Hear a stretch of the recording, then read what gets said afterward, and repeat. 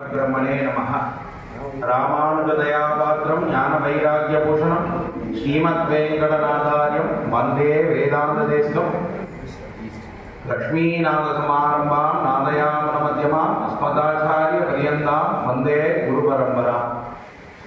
விசேஷமாக நவநரசிம்மர் திருக்கோவில் தாழம்பூரில் நடந்துருக்க பகல் 10 ராப்பத்து உற்சவத்தில் இன்னைக்கு திருவாய்மொழியை பூர்த்தி பண்ணார்.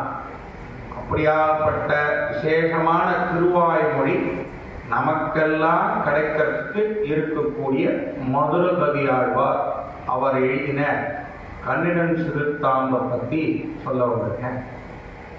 அந்த கண்ணினன் சிறுத்தாம்புலையும் விசேஷமானது என்னன்னா, ஆச்சாரியன பெருமாளா பாவனை பண்றா எல்லாரும். அப்படி ஆச்சாரியன பெருமாளா பாவனை பண்ணி அதன் மூலமா நம்மாழ்வாரால இயற்றப்பட்ட திருவாய்மொழிய பூலோகத்துக்கு தந்தருடைய மதுர கவியாழ்வார் அப்படின்னு சொல்றோம். முதல்ல திருவாய்மொழிய வேதத்தின் அங்கம் அப்படின்னு சாட்சியதா தெரியவாரலாம். அப்படியாப்பட்ட திருவாய்மொழியினுடைய அங்கமா இந்த கண்ணினன் சிறுத்தாம்புன்னு சொல்லக்கூடிய மதுர கவியாழ்வாரால் இயற்றப்பட்ட 11 பாசங்கள் ரொம்ப முக்கியமா இருக்கு. அதுல ஆச்சாரியனுடைய பாவத்தை பத்தி அவர் சொல்ற. எல்லாருக்கும் தெரிஞ்சிருப்போம், பெரியவா வரும்போது, பெருமாள் எழும்போது, புறப்பாட்டும் போது வேதத்துல சொல்லக்கூடிய ஆனந்தவல்லி, மிருகவல்லி, சீக்ஷாவல்லி அப்படின்னு சொல்லக்கூடிய உபனிஷத்துக்களை ஆழ்வார் ஆச்சாரியன் சிஷ்யன் பாவனைகளா பாவிச்சு அதுக்கு விளக்கம் கொடுத்துருக்கா பெரியவாலாம், இல்லை உபன்யாசக்காரர்லாம். அப்படியாப்பட்ட விசேஷமான உபன்யாசத்தை உள்ளடக்கியது கண்ணினன் சிறுத்தாம்பு அப்படின்னு ஆச்சாரியர்கள்லாம் விசேஷமா சாதிக்கிறார். அப்படியாப்பட்ட அந்த கண்ணினன் சிறுத்தாம்பு சிஷ்யனுக்கும் ஆச்சாரியனுக்கும் எவ்வளோ ஈடுபாடு இருந்தா இத மாதிரியா அவர் பெருமாளாவே நம்மாழ்வார் மதுர கவியாழ்வார் பெருமாளாவே பாவிச்சிருப்பார்.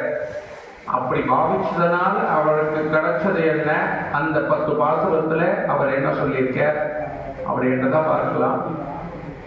அதனால அவருக்கு சொல்லப்பட்ட தனியை சிரிச்சிடுறேன். அவிதித விஷயாந்திர ஷடாரே உபனிஷதாம் உபகான மாத்திரபாவா அபிஷகுணாவோபதேசி மதுரகவி தேவனாம ரஸ்து அப்படின்றது அவருடைய தனியன். தமிழ்ல வேறொன்றும் நானறியே வேதம் தமிழ் மாறன் சடகோவன் மண்குருவூர் ஏரங்கள் வாழ்மான்றேத்தும் மதுரகவியார் எம்மையாழ்வார் அவரே அரண் அப்படின்னு சொல்லக்கூடிய இந்த தனியை சொல்லி ஆச்சாரிய பாவத்துல பெருமாளை நினைச்சு நம்மாழ்வார மனசுல நிறுத்தி நம்மாழ்வாரே பெருமாளுடைய சுரூபமா நினைச்சு மதுர கவியாழ்வார் சேவிச்ச அந்த 10 பாசுரத்துல முதல் பாசுரம் கண்ணினன் சிறுத்தாம்பினால் கட்டுண்ணம் பண்ணிய பெருமாயன் எண்ணம் பணில் அன்னி தென்குருவோ நம்பி என்னக்கால் அன்னிக்கும் அவதோறும் என்னாவுக்கே. கண்ணனை பத்தி முதல் வரியில சேவிச்சுடுற. விசேஷமா யசோத அவ கையில கிடைச்ச துண்டு துண்டு கயிறெல்லாம் ஒன்னா சேர்த்து அது கண்ணனோட இடுப்புல கட்டி கண்ணன் ஓடிடக்கூடாதுன்றதுக்காக உரல்ல கட்டினதா புராணங்கள்லாம் சொல்றான். அப்படியாப்பட்ட அந்த சமாச்சாரத்துல நம்மாழ்வார் மதுர கவியாழ்வார் அப்படி கட்டு போட்டுட்டார். யசோதையா நம்மாழ்வார பாவிச்சு மதுர கவியாழ்வார் அவரை கட்டி போட்டுட்ட. அதுக்கு உதாரணத்துக்கு இந்த கண்ணினன் சிறுத்தாம்பு முதல் பாசத்துல முதல் 2 லைன் எடுக்கிற. அதுல விசேஷம் என்ன அப்படின்னா, வையகத்தை காட்டக்கூடிய விசேஷமான தருணம். அந்த தருணம் கண்ணனை கட்டி போட்டும் போது கண்ணன் தன் வாயில மண்ணவாரி போட்டுட்டாராம். அது யசோதை வந்து கேட்கிறா. யசோதை வந்து நீ மண்ணு சாட்டியா அப்படின்னு கேட்டுச்சே தன் வாயை திறந்து பூலோகத்துல வெளி அண்டத்திலேருந்து பார்க்கக்கூடிய ஒரு சூழ்நிலைய யசோதைக்கு கொடுத்தா. இப்ப எல்லாரும் சொல்றா, ஒரு காரியம் ஆரம்பிச்சு திரும்பி அதே இடத்துல முடிஞ்சா அத தொடர்ச்சங்கலி செய்திகள் ஆங்கிலத்துல சொல்லணுமானா லூப் அப்படின்னு சொல்லக்கூடிய அந்த சமாச்சாரம் இப்போ பூலோகத்துல நடக்கிறது. அதை கண்ணன் அன்னைக்கே யசோதைக்கு காட்டிட்டாராம். கண்ணனுடைய வாயில யசோதை பார்த்ததுன்னா பூலோகமா, அது பூலோகம் செத்த பெருசாயிட்டே போய் கண்ணன் இருக்க இடத்த வரைக்கும் காமிச்சு மறுபடியும் பூலோகத்தை காமிக்கிறதாம். அதுலயும் யசோதை கேட்கிறாளாம் மண்ணு சாட்டியான்னு. எத்தனை வாட்டி மண்ணு சாட்டியான்னு யசோதை கேட்கிறாளோ அத்தனை வாட்டியும் நான் சாப்பிடல அப்படின்றத காமிக்கிற மாதிரி பெருமாள் தொடர் சங்கிலியா பூலோகத்துல இது நடக்கிறது நடக்கிறது நடக்கிறது, நான் அதை பண்ணல பண்ணல பண்ணலன்னு பெருமாளுக்கு சொல்லிட்டு இருக்கா மாதிரியா. ஆச்சாரியன் கோபப்படும் போது அவர்கிட்ட நாம எந்த விதமான அபச்சாரமும் படாம நான் இதை பண்ணல அப்படின்னு தெரியப்படுத்துற மாதிரியா. நம்மாழ்வார யசோதையா நினைச்சுண்டு மதுர கவியாழ்வார் அபச்சாரப்பட்ட போதெல்லாம் இதை தான் ஞாபகம் வச்சுட்டு சொன்னேன்னு அந்த முதல் 2 லைன்ல தெரியப்படுத்துற. அடுத்த 2 வரியில பார்க்கும்போது விசேஷமா ஆச்சாரியனை கொண்டே எல்லா செயல்களும் செய்யணும். ஆச்சாரியனை நீ பெருமாளா நினைச்சாதான், பெருமாண்ட நாம எந்த அபச்சாரம் படலனாதான், பூலோக தர்மம் எதுன்னு நாம அவர்கிட்ட தெரிஞ்சின்றதை அவர் முன்னாடி சொல்லி காமிச்சாதான் நம்மளால எல்லா விதமான சமாச்சாரங்களையும் நிறைவேற்றி கொள்ள முடியும் அப்படின்றத அந்த முதல் பாசத்துல சொன்னதா விசேஷமா சொல்லி அந்த முதல் பாசனம் முடிகிறது. 2வது பாசுரமானது நாவினால் நவிந்தின்ப மேவினேன் மேவினேன் அவன் பொன்னடி மேமையே தேவமன்றறியேன் குருகூர் நம்பி பாவினிசை பாடி திருவினே பாசுரம் முடியாது. அந்த பாசுரத்துக்கு என்ன விசேஷமா சொல்றா அப்படின்னா, நம்மாழ்வாரே என் தெய்வம் அப்படின்னு சொல்லி நிற்கிறார். நம்மாழ்வார் பெருமாளுடைய ஆழ்வார்கள்ல பிரதானமானவர். அப்படியாப்பட்ட நம்மாழ்வாருக்கு மதுர கவியாழ்வார் பிரதானமானவர் அப்படின்னு அர்த்தத்தை கொள்றவாலும் உண்டு.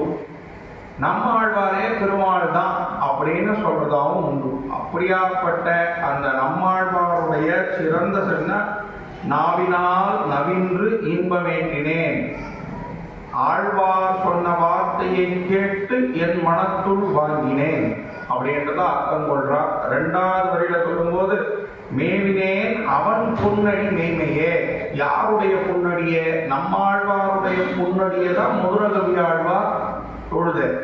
ஆனா அது பெருமாளுக்கு செய்ததாகவே கருத்துல கொள்றார். அவ்வளோ விசேஷமா அந்த இடத்துல பெருமாளாவே நம்மாழ்வார பாவிச்சு பெருமாள் செய்த காரியங்களை எல்லாம் இவர் நம்மாழ்வாருக்கு நாம செஞ்சோமானா அது பெருமாளை சென்றடையும் மதுர கவியார் கருத்துல கொண்டு அந்த காரியத்தை பண்றதா இந்த 2வது வரியில பூர்த்தியாகுது. தேவமற்றறியே குருகூர் நம்பி, பெருமாளை கூட நான் அவ்வளவு விசேஷமா தெரிஞ்சுக்கல, நம்மாழ்வாரை பத்தி தான் எல்லாத்தையும் தெரிஞ்சுட்டு இருக்கேன் அப்படின்றதா 3வது வரியில சாய்க்கிற. 4வது வரியில பாவின் இன்னிசை பாடிக்கிறனே அப்படின்னு இவர் எந்த பா எழுதினார்? நம்மாழ்வாருடைய பாவை சொல்லி பூலோகத்துல ஜனங்களை கொண்டு போறேன் அப்படின்றதா விசேஷமா எல்லார்கிட்டையும் தெரியப்படுத்துறான். அவ்வளோ விசேஷமான இந்த பாவின் இன்னிசை பாடிக்கிறவனேன்ற வார்த்தையை சொல்லி பெருமாண்ட நான் நம்மாழ்வாருடைய பாவை சொல்லி உம்மை கிட்ட வரேன், அதுக்காக நீங்க எனக்கு பண்ணணும் அப்படின்னு சொல்லக்கூடிய விசேஷமான வரியா இருக்கு.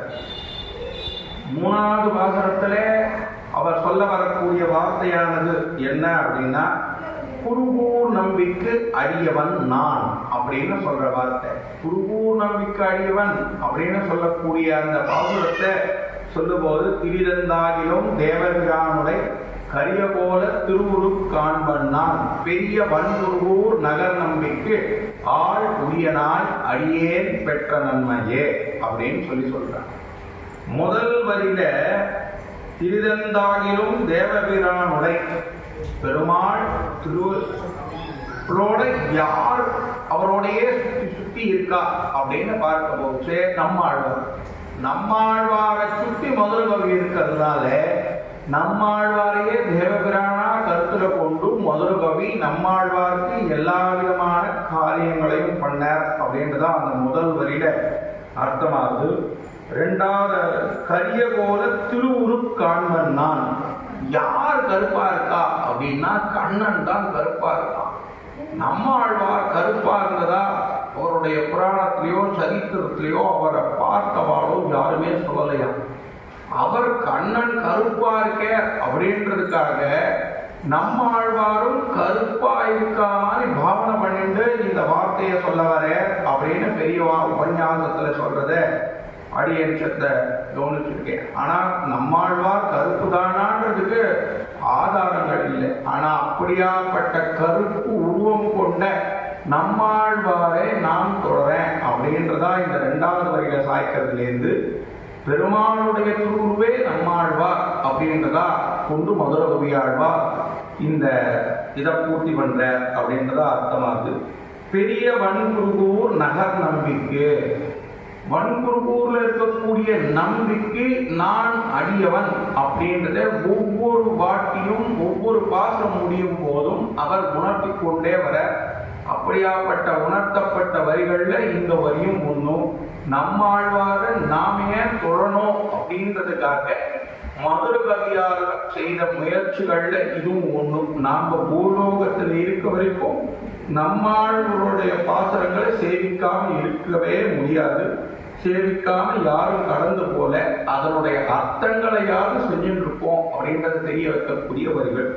ஏன் பெற்ற நன்மைனா யார் நன்மை பெற்றா அதுல அப்படின்னா இந்த திருவாய்மொழியை சேவிச்சதுனால வரக்கூடிய பலன்களை மதுரகவியாழ்வார் பெற்றார். அடியேன் பெற்ற நன்மைன்னு அந்த நிறுத்துற.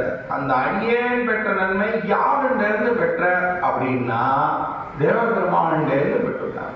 தேவபெருமாள் சொரூபமே நம்மாழ்வார் இருக்கிறதுனால நம்மாழ்வார்லேருந்து எல்லாவித பாக்கியமும் எனக்கு கிடைச்சுது அப்படின்றத இந்த வதியில விரும்புங்க. அவ்வளோ விசேஷமான இந்த 3வது பாசுரத்துல நம்மாழ்வாரை ஏற்றப்படுத்துறது இல்லாம தேவபெருமாளையும் இந்த இடத்துல ஏற்றப்படுத்தி விசேஷமான பாசுரமா இந்த இடத்துல நிறுத்துற.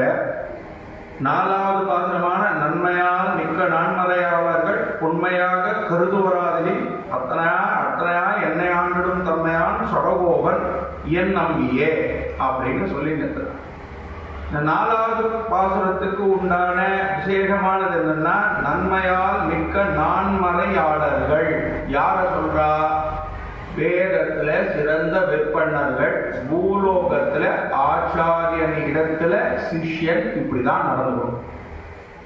எப்படி நடந்துக்கணும் அப்படின்னு சொல்லக்கூடிய வார்த்தைகளை எல்லாம் நான் முதலே சொன்ன மாதிரி ஆனந்தவல்லி, பிருகுவல்லி, சீக்ஷாவல்லின்னு உபநிஷத்துல சொல்லியிருக்கிறதெல்லாம் நம்மாழ்வார் இந்த திருவாய்மொழியில கொண்டு வந்துட்டாராம். அப்படி கொண்டு வந்தக்கூடிய அந்த திருவாய்மொழியை படிக்கிறவா ஆச்சாரியன் சிஷ்யன் கிட்ட எப்படி நடந்துக்கணும், சிஷ்யன் ஆச்சாரியன் கிட்ட நடந்துக்கிறது எப்படின்னு அந்த திருவாய்மொழியில வருது அர்த்தத்தோட.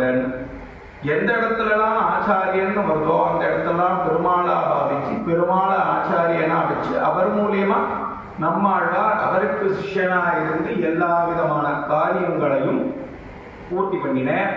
அப்படி பூர்த்தி பண்ண வார்த்தைகளை எல்லாம் திருவாய்மொழியில சொல்லியிருக்கிறதுனால மதுர கவியாழ்வார் நம்மாழ்வார ஆச்சாரியனா வச்சுட்டு இருக்கிறதுனால வேத விற்பனர்கள் சொன்ன அல்லது பிரபந்தத்துல திருவாய்மொழியில சொல்லப்பட்ட அத்தனை வார்த்தைகளையும் நம்மளுடைய ஆச்சாரியனான நம்மாழ்வாருக்கு சொல்லி பூர்த்தி பண்ணணும் அப்படின்னு பிரயத்தனப்பட்ட நல்லபடியும் பண்ணின அப்படின்றது இந்த 4வது பாசுரத்தை தெரிஞ்சுக்கலாம்.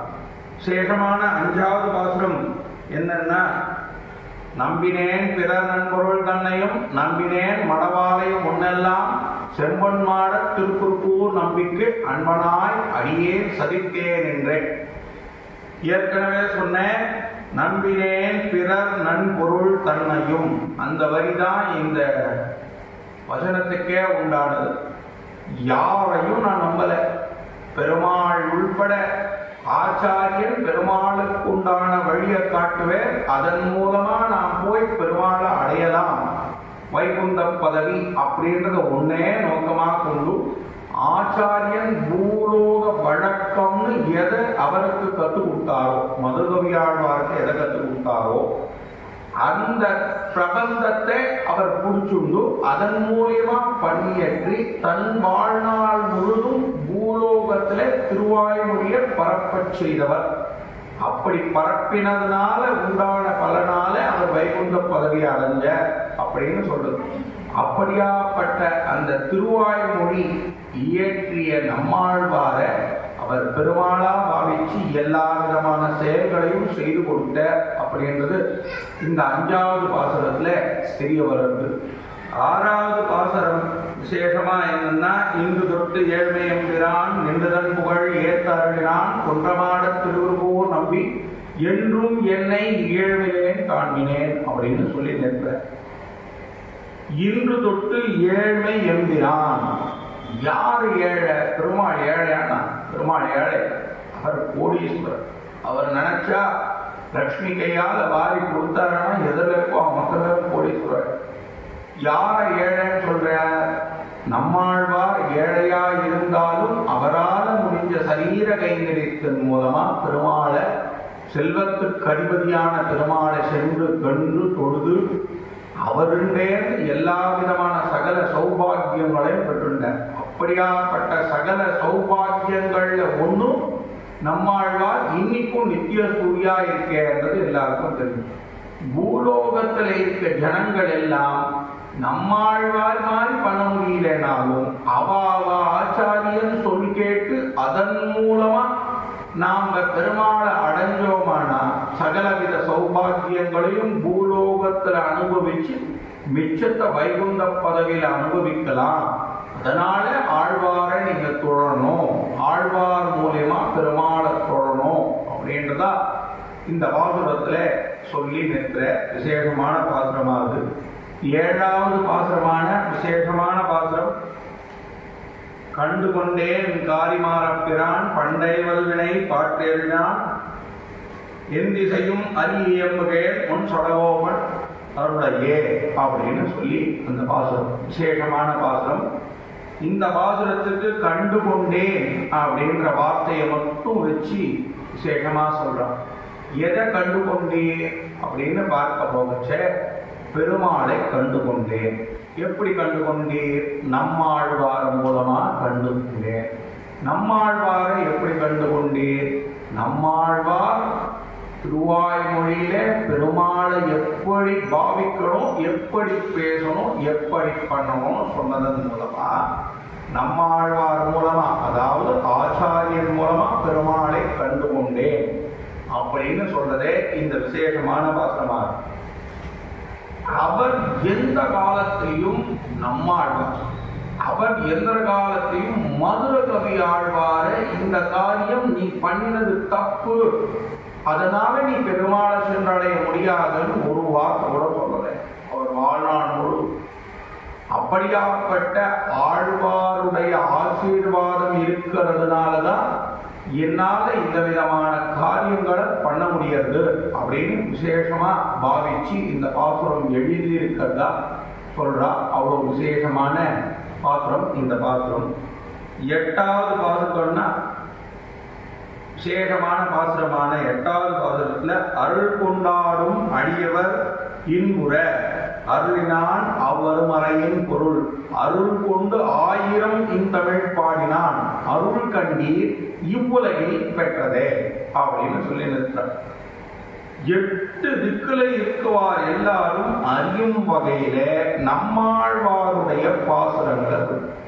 அவர் வாழ்க்கை சரித்திரம் எங்க இருக்கா பார்த்தாலும் நம்மாழ்வாருடைய திருவாய்மொழியை மட்டுமே சொல்லிட்டு இருக்க அப்படின்றது எல்லாருக்கும் தெரியும். அதுல விசேஷமா அவர் இந்த பாசுரத்திலேயே சொல்லிடுறாரு. 8 திக்குலையும் பெருமாள் இருக்க, எந்த திக்கு போனாலும் பெருமாள் முன்னாடி இந்த திருவாய்மொழியை சொல்லி அங்க இருக்க ஜனங்களையும் என்னோடையே கூட்டுண்டு வைகுந்தம் வரேன். இதை யார் காதல கேட்கிறாளோ அவ கேட்கிறவா எல்லாருக்கும் பெருமாள் வைகுந்த பதவியை கொடுப்ப அப்படின்றத ஒவ்வொரு இடத்துலையும் ருஜு பண்ணிட்டே வர. அவ்வளோ விசேஷமா ருஜு பண்ணக்கூடிய இடத்துல இந்த 8வது பாசுரமானது இருக்கு. 9வது பாசுரம் மிக்க வேதியர் வேதத்தின் உட்பொருள் நிற்கப்பாடி அதில் நெஞ்சுனோள் நிறுத்தினேன் தக்கசீர் சடகோபன் எண்ணம் விட்டு ஆட்புக்க காதல் அடிமை பயனன்றே அப்படின்னு சொல்லி நிறுத்தார். இந்த இடத்துல அவர் சொல்லும் போது வேதத்தின் உள்பொருள்கள் அனைத்தும் அறிந்தவா யாரோ அவா தமிழ்ல செய்த இந்த திருவாய்மொழியை ஒத்துக்கிறா அப்படின்றதான் சொல்லி நிற்கிறேன். தமிழ்ல இருக்கக்கூடிய வேதம் அப்படின்னு சொல்லக்கூடிய ருஜுவை பல 100 வருஷங்களுக்கு முன்னாடியே இந்த திருவாய்மொழிக்கு சொல்லிட்டு வேதம் மொத்தம் பயில அப்படின்னு மனசு கஷ்டப்படக்கூடாது.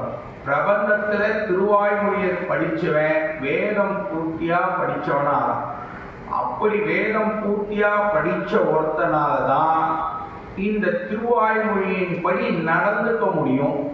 அதனாலே திருவாய்மொழி சொல்றபடி நடந்துக்கிறவா எல்லாரும் வேதத்தின் படி நடக்கிறவா ஆயிடா. வேதத்தின் படி நடக்கிறவா எல்லாரும் பூலோக தர்மத்தின் படி நடக்கிறவாள் ஆயிடா. அதனால என்னாச்சாரியர் சொன்ன திருவாய்மொழியை எல்லாரும் அனுசந்தானம் பண்ணணும் அப்படின்னு மதுர கவியாழ்வார் இந்த பாசுரத்துல விரிவுபடுத்தி சொல்ற அப்படின்னு விசேஷமான பாசுரம். பயனன்றாகிலும் பாங்கல்லராகிலும் செயலன்னாக திருத்தி பணிகொள்வான் புயல் நின்றார் புயல்சூர் குழுவூர் நம்பிக்கை முயல்கின்றே எந்தன் மெய்க்கடற் கண்பையே அப்படின்னு சொல்லக்கூடிய இந்த வரிகள். விசேஷமான இந்த வரிகளில் வேத விற்பனர்களால் சொல்லப்படும் வேதம் எனக்கு தமிழில் தந்த ஆழ்வார் தெய்வமே. இவ்வளவு நாள் சொன்னேன், வேதத்துல பெருமாளை சொல்லிட்டா. பெருமாள் எப்படி நடந்துக்கணும் பூலோக வழக்கத்தை வேதத்துல சொல்லிட்டேன். அந்த வேதத்தை தமிழ்ல கொடுத்ததுனால நம்மாழ்வார் எனக்கு தெய்வமே, எனக்கு மட்டும் இல்லை பூலோகத்துல இருக்கவா எல்லாருக்கும் இவர் தெய்வமே அப்படின்னு சொல்லி நிறுத்துற. அந்த இடத்துல ஒருத்தர் ஆச்சாரியனை தெய்வமா பாவிக்கிறதன் மூலமா, ஆச்சாரியன் மூலமா பெருமாளை சென்றடையக்கூடிய வழியை தெரிஞ்சுக்கிறது மூலமா, ஆச்சாரியனையே பெருமாளா நினைச்சு அவருக்கு செய்யும் சிஷியங்களையே கொண்டு போறதுனால இந்த பாசுரத்துல அவர் சொல்லியிருக்கக்கூடிய மிகச்சிறந்த விளக்கமானது என்னன்னா, எதை பெரிவா கடைபிடிச்சாலோ அதை கடைபிடிக்கக்கூடியவன் வேதம் பயின்றவன், தர்மம் பயின்றவன்.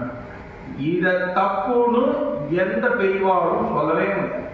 எவ்வளோ பெரிய ஆச்சாரியனா இருந்தாலும், எவ்வளோ பெரிய உபன்யாசக்காரராக இருந்தாலும், ஒரு ஆச்சாரியன் தன்னுடைய சிஷ்யனுக்கு எதை போதிக்கிறானோ அதை தப்புன்னு அந்த ஆச்சாரியன் மாணாக்கனா இருக்கும் பொழுது அவர் ஆச்சாரியன் சொல்லியிருந்தா உண்டோ தவிர, எல்லாமே இந்த சனாதன தர்மத்தின் படி வரும்பொழுது ஆச்சாரியன் சொல்றதே இறுதி அப்படின்றத கொண்டு அந்த பாசுரத்துல வலியுறுத்த முதல் கவியாழ்வார் அப்படின்னு சொல்றார். விசேஷமான இந்த கடைசி பாசுரமானது ரொம்ப விசேஷம். அன்பன் தன்னை அடைந்தவர்க்கெல்லாம் அன்பன் தென்குருகூர் நகர் நம்பிக்கு அன்பனாய் மதுரகவி சன்னசல் கும்புவார்வதி வைகுந்தம் காண்பினே அப்படின்னு சொல்றார். மேல சொன்ன பாசுரத்தையும் இந்த கடைசி பாசுரத்துல அவர் இது பண்ற என்ன அப்படின்னா, எனக்காட்சியாரியன் நம்மாழ்வார், நம்மாழ்வாருக்கு ஆச்சாரியன் பெருமாள், பெருமாள் சொல்லாதத நம்மாழ்வார் எதுவும் பூலோகத்துக்கு சொல்லல, பூலோகத்துக்கு நம்மாழ்வார் என்ன சொன்னாரோ அதை நான் சொல்றேன். என் கீழே இருக்கக்கூடியவா எதிரில் இருக்கவா எல்லாரும் யார் யார் எதை எதை கேட்கிறீங்களோ அதை பூலோக தர்மமா கொண்டு, பூலோக வழக்கமா கொண்டு, அதன் மூலமா பூலோகத்துல தர்மம் தழைக்க சேரவா யாரா இருந்தாலும் அவளை பெருமாள் வைகுண்டத்துக்கு கூட்டும் போக அப்படின்றது உண்மை. வைகுண்டத்துக்கு போகணுமானா நடுவுல இருக்க பரிவார தேவதைகள் என்ன பண்றதுன்னா, இவன் என்ன பாவம் பண்ணியிருக்கான், என்ன புண்ணியம் பண்ணியிருக்கான்றத அளவிடுற தேவதைகள் எல்லாம் திருவாய்மொழி சேவிச்சியா, திருவாய்மொழி கேட்டியா, திருவாய்மொழியால் உனக்கு என்ன கிடைச்சது அப்படின்றத பதில் சொல்லச்சே, அவெல்லாம் திருவாய்மொழி கேட்டுட்ட அப்படின்ற ஒரு வார்த்தைக்காக நகுந்து நின்று வைகுந்த பதவியை கொடுக்கிற உபன்யாசக்காரா திருப்பி திருப்பி உபன்யாசம் சொல்லி. அப்படியாப்பட்ட இந்த திருவாய்மொழியை சொல்றதுக்கு முன்னாடி ஆச்சாரியனை பாவிச்சு அவர்கிட்ட கத்துண்ட அந்த திருவாய்மொழியை சொல்றதுக்கு முன்ன கண்ணின் செலுத்தாக சிவச்சிடுமோன்னு திருப்பி எல்லாரும் சொல்லிட்டு இருக்கா. ஒரு உபன்யாசக்காரர் ஒரு திருவாய்மொழி உபன்யாசத்தை சொல்ல ஆரம்பிக்கணுமானாலும் இந்த கண்ணின் செலுத்தாம தெரிவிக்கிறார். ஏன்னா நம்மாழ்வார்கிட்ட நேரடியா போய் நீர் சொன்ன வார்த்தைக்கு நான் இதை அர்த்தம் எடுத்துக்கிறேன் அப்படின்னு சொல்றதுக்கு முடியலையா. ஆனா மதுர கவி ஆழ்வார் 8 திக்கும் போய் திருவாய்மொழியை திருப்பி சொல்லி அதனுடைய விளக்கத்தை சொல்லி ஜனங்களை திருவாய்மொழி பக்கம் இழுத்ததுனால எனக்கு வரக்கூடிய சந்தேகங்களை நான் மதுர கவி ஆழ்வார்னு சொல்லிக்கொண்டேன். மதுர கவி ஆழ்வார் இது சரியானு பார்த்து நம்மாழ்வார்கிட்ட சொல்லுவார். நம்மாழ்வார்கிட்ட சரின்னு தெரிஞ்சுட்டா அது பெருமாளுக்கு போய் சேர்ந்துரும் அப்படின்ற அபிப்பிராயத்துல யார் ஒருத்தர் பிரபந்தத்துல திருவாய்மொழி சேவிக்க ஆரம்பிக்கச்சே இந்த கண்ணினன் சிறுத்தாம சேவிக்கிறதா வழக்கம் வச்சுருக்கா. கண்ணனே நம்மாழ்வார், நம்மாழ்வாரே நமக்கு ஆச்சாரியன் அப்படின்றது இந்த கண்ணினன் சிறுத்தாமல்ல நமக்கு உணர்த்தின்றது. நம்மாழ்வார ஆச்சாரியனா கொண்டு பூலோக தர்மத்தை தெரிஞ்சுக்கிறதுக்கு திருவாய்மொழி இருக்கு. நம்மாழ்வார் ஆச்சாரியன் தான் தெரிஞ்சுக்கிறதுக்கு கண்ணினன் சிறுத்தாம இருக்கு. அப்படியாப்பட்ட இந்த திருவாய்மொழிக்கும் கண்ணினன் சிறுத்தாமுக்கும் இருக்கக்கூடிய சம்பந்தத்தை இன்னைய தினத்துல நம்ம கோவில்ல நடக்கக்கூடிய பகல் பத்திராபத்து உற்சவத்துல சொல்றதுக்கு எனக்கு ஒரு பாக்கியம் கிடைச்சது. அப்படியாப்பட்ட பாக்கியத்தை என் ஆச்சாரியனுக்கு நான் சொல்றது சரியா இருக்கணும் மனசுல பிரார்த்தனை பண்ணிட்டு இதை முடிக்கிறேன். தன்னுடைய அனுபவங்கள் எப்படி இருக்கு அப்படின்னு பூலோக வழக்கம் இப்போ போயிட்டு இருந்துச்சு. இதே சரித்திரத்தை ஒரு ஆழ்வாருக்கும் ஒரு சிஷ்யனுக்கும் நடந்த சம்பாவனைய கிண்டல் பண்ற தவணையா எல்லாரும் எப்படி பண்ணிட்டு இருக்கா அப்படின்றதுக்கு சமீபத்துல குறைஞ்சபட்சம் ஒரு 3-4 வருஷத்துக்குள்ள காதல உள்ள செய்திகள்லாம் சொல்றா. அந்த காலத்துல ஆச்சாரியன்றவர் இந்த காலத்துல வாத்தியாரா வச்சுக்கணும்.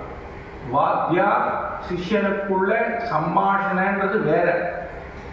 ஒரு வாத்தியார் தன்னுடைய சிஷ்யனுக்கு என்ன சொல்லி கொடுக்கிறாரோ அவர் எதை தெரிஞ்சின்றாரோ அதை தன் சிஷ்யனுக்கு சொல்லி கொடுக்க போறார். தன் சிஷ்யன் 100 பேர் இருந்தா அதுல 99 பேர் நல்லபடியா தெரியினா அந்த வாத்தியார் கஷ்டப்பட மாட்டேறான். 100ஆக ஒரு பையன் தேரலைன்னா அந்த பையன் பின்னாடியே போய் அவனுக்கு எல்லாத்தையும் சொல்லி கொடுத்து அவளை எப்படி தேத்தி மேல கொண்டு வர்றது அப்படின்றத பார்க்கணும். அப்படின்றதுதான் நம்ம பெரிவா நமக்கு சொல்லி கொடுத்தது. ஒரு ஆச்சாரியன் ஒரு சிஷ்யனுக்கு சொல்லி கொடுத்தது. அப்பதான் சிஷ்யன் ஆச்சாரியனாராம், அதாவது மறுபடியும் வாத்தியாராராம். இப்படி இப்போ சமீப காலத்துல 2000க்கு அப்புறமா வாத்தியாரா வந்திருக்கவா எல்லாரும் தன்னுடைய சிஷ்யன் எப்படி பண்றான் அப்படின்றத தொடர்ந்து கவனிச்சுன்னு வரணும் அப்படின்றதாவும் இந்த இடத்துல ருஜு பண்ணிக்கிறேன். அதுக்கு முன்னாடி இருந்த வாத்தியார்கள் எல்லாம் வருஷத்துல ஒரு நாள் தன்னுடைய சிஷ்யர்களை கூப்பிட்டு தான் சொல்லி கொடுத்ததை ஒரு இடத்துல குழும வச்சு அதை அவ சரியா சொல்றாளான்னு கவனிச்சிருந்த காலங்கள் உண்டு. இன்னைக்கும் எனக்கு தெரிஞ்சு மதுராந்தக பாடசாலையில நிலாச்சோறு அப்படின்னு ஒண்ணு, அதுல எல்லா சிஷ்யாவும் ஒன்னா சேர்ந்து பண்றாங்க. அதே மாதிரி கும்பகோண பாடசாலையிலும் வழக்கு உண்டு. பழைய சிஷ்யா எல்லாம் ஒன்னா சேர்ந்து ஒரு நாள் அங்க இருக்கக்கூடிய ஆச்சாரியர் முன்னாடி வேத பாராயணம் பண்ணி காட்டுறா அப்படின்னு எனக்கு தெரிஞ்சது இந்த மாதிரியான பாடசாலைகள் தான். ஸ்கூல்ல சாதாரண இப்ப பள்ளிக்கூடங்கள்ல நடக்கும் பொழுது பார்த்தீங்கன்னா ஒரு வாத்தியாருக்கு 45லேருந்து 50 குழந்தைகள் வாத்தியாராவும் சிஷ்யாராவும் இருக்கான். அந்த குழந்தைகள் என்ன பண்றது அப்படின்றத கவனிக்கிறது அப்படின்றதா எல்லாரும் பார்த்துட்டு இருக்கான். அப்படி கவனிச்ச ஒரு வாத்தியார் ஒரு காலகட்டத்துல ஒரு பேருந்து நிலையத்துல போற, அங்க போகும்போது அங்க ஒரு சிஷ்ய ஒரு கடையில வேலை பார்த்துட்டு இருக்கான். அந்த கடையில வேலை பார்த்த பையனை கூப்பிட்டு, ஏண்டா ஒழுங்கா தானே படிச்சுட்ட, இப்ப ஏன் இந்த கடையில வேலைக்கு வந்துட்டு அதுவும் பார்த்து வந்தேக்கிற மாதிரியான ஒரு உத்தியோகத்துக்கு வந்திருக்கே அப்படின்னு கேட்டதாகும்.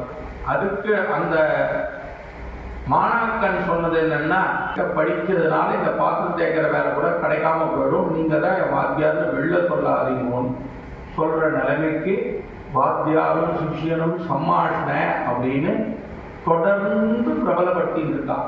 அப்படி கிடையாது. ஒரு வாத்தியார் தன்னுடைய மாணாக்கனை மாணவனா கருதாம தன்னுடைய குழந்தையா கருதி எப்போ அவர் எல்லாத்தையும் அந்த மாணாக்கனுக்கு செய்கிறாரோ அப்பதான் வாத்தியார் ஆச்சாரியனாயிருந்து சிஷ்யன் அவருக்கு பணிவிடை செய்யறதா கருத்துல போகுது. இப்படியாப்பட்ட ஒரு பெரிய சம்பிரதாயத்திலேருந்து ஒரு ஆச்சாரியனுக்கும் சிஷ்யனுக்கும் இருக்கக்கூடிய சம்பந்தத்தை தெரியப்படுத்தக்கூடிய வாய்ப்பு இருக்குவா எல்லாரும். நடப்பு காலத்திலையும் அந்த மாதிரியா வாத்தியாரும் சிஷ்யனும் இருக்கணும். 100 பேர் ஒருத்தருக்கு சிஷ்யாலா இருக்கச்சே அவ எல்லா பக்கமும் பிழிஞ்சி போயிடாம எல்லாரையும் மனவழைச்சி தன் குழந்தை போல பாவித்து அவருக்கு இவர் ஆச்சாரியன் என்ன போதித்து வைத்தாரோ அதிலிருந்து குழந்தைகள் வெளியில போகாம இருக்கா மாதிரி பார்த்துட்டு சம்பிரதாயத்தை தொடர்ந்து வளர்க்கணும். அதுக்கு நம்மாழ்வாருடைய முதல் கவியாழ்வாருடைய சரித்திரத்தை நாம திரும்பி திரும்பி குழந்தைகள் மனசுலயே போதிச்சுக்கணும். அப்படி போதிக்காம நாம விட்டுட்டோமானா இந்த மாதிரியா புதுசா வாத்தியார் சிஷ்யனுக்கு உண்டான சம்பாவனைகள் மாறிடும். வாத்தியார மதிக்க வைக்கிறதுக்கு பெரியவா எல்லாம், அதாவது பெற்றோர்கள் எல்லாம் பிரயத்தனம் பண்ணணும். சிஷ்யனும் வாத்தியார மதிக்கணும், வாத்தியாரும் சிஷ்யனை மதிக்கணும். அப்படியாப்பட்ட ஒரு சூழ்நிலையை மறுபடியும் நாம எல்லாரும் ஒன்னா சேர்ந்து கொண்டு வரணும் அப்படின்றதா பாவிச்சு என்னுடைய ஆச்சாரியன் சொன்ன இந்த கண்ணினன் சிறுத்தாங்கு சரித்திரத்துல இது முக்கியம். ஒன்னே ஒண்ணுதான், வாத்தியாரே தெய்வம், தெய்வமே வாத்தியார் அப்படின்றதா சொல்லி பூர்த்தி பண்ணிக்கிறேன். ரொம்ப சந்தோஷம். ஆழ்வார் திருவடிகளே சரணம், ஆச்சாரியன் திருவடிகளே சரணம்.